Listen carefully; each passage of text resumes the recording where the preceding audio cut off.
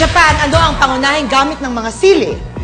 Yung sili, nilalagay nila sa loob ng medyas pampainit ng paa.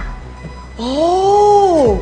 Kasi nung 16th Oh, century, nung 16th century, wala pang heater.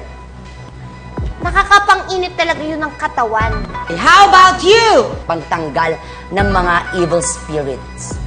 Oh! Pantanggal ng mga evil spirits. Kasi kung sa atin, pag mga mild lang, asin lang yung ginagamit, di ba? Para matanggal yung mga multo-multo. Or bawang. Yes, pero pag sa Japan, ang ginagamit nila sili. Kasi yung mga sa Japan, yung mga multo dun, mga extreme.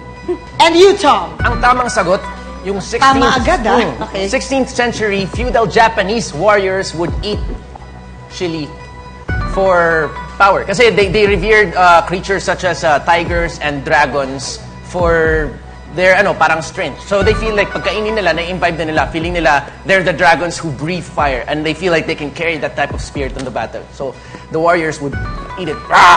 Sunshine and Rafa, sa sagot na pampainit ng paa, according to Baby Pollen, is it a fact or a bluff? Bluff!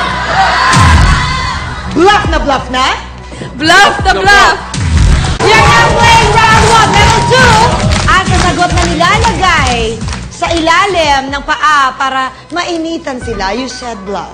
Yes. Yes, bluff na bluff. Sayang naman. Sayang. Sayang nga ba, bluff board? Bluff nga ba?